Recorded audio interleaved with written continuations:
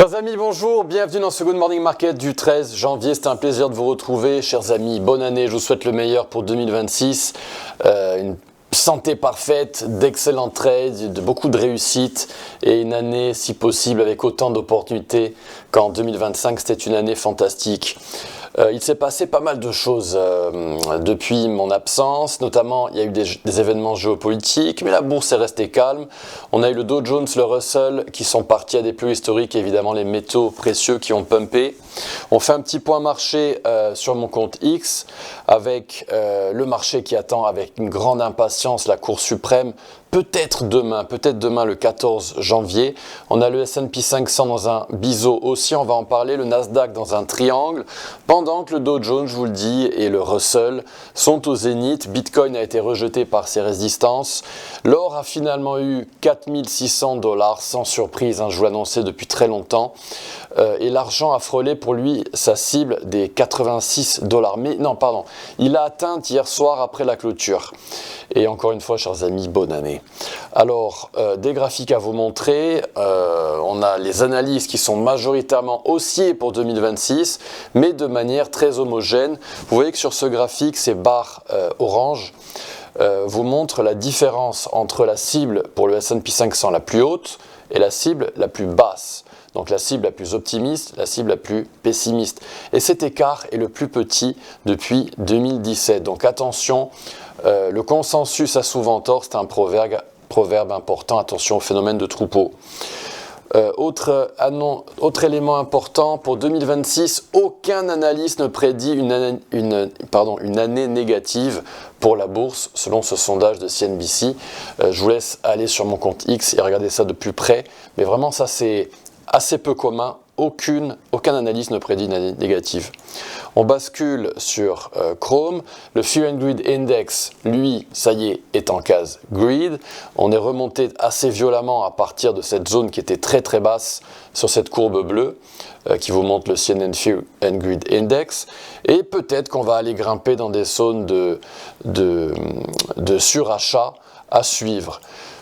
Trump est inquiet concernant la Cour suprême. Il nous a fait un post, je vous laisse le lire plus en détail, mettre la vidéo en pause. Il nous a fait un post pour nous dire grosso modo que si jamais la Cour suprême devait invalider les tarifs douaniers, eh bien voilà, ce serait sa responsabilité et ça causerait vraiment un choc, en mon humble opinion, sur les marchés.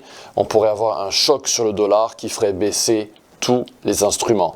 Donc vraiment, c'est quelque chose de très très important. Ça pourrait être le Black Swan de cette année. Alors un Black Swan, ça vient de nulle part. Ici, on le voit un petit peu venir. À suivre, donc, la journée de demain pourrait être très très importante.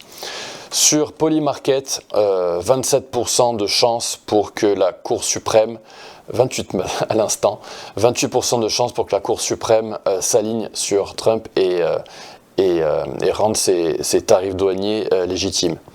On bascule dans Xstation. Côté calendrier, je me mets en plein écran. Côté calendrier, aujourd'hui, on a l'IPC américain qui sort à 14h30, annonce évidemment très très importante. On va parler des indices aujourd'hui, chers amis. Les indices, notamment le S&P et surtout le Nasdaq, attendent une nouvelle. Et peut-être qu'aujourd'hui, ça va se décanter avec l'IPC si jamais il devait être plus bas que prévu. On aura également des stats sur l'immobilier et JP Morgan aujourd'hui qui annoncent les résultats. Alors, concernant le Nasdaq. Le Nasdaq, semble-t-il, est dans un triangle. Et généralement, quand on a un triangle, eh bien, ça se décante quand on a une news. Et peut-être qu'on va avoir une news dans le Nasdaq qui va nous permettre de déclencher cette hausse tant attendue dans les 7 magnifiques pour aller chercher les 27 250 points dans le Nasdaq. C'est une cible suite à un trade que nous avons proposé dans le Good Morning Market dans cette boîte verte. Et au sein de ce triangle, vous le savez, c'est une bataille d'algo et on a des mouvements mesurés haussiers qui sont tradés depuis plusieurs semaines, notamment celui-ci en H4,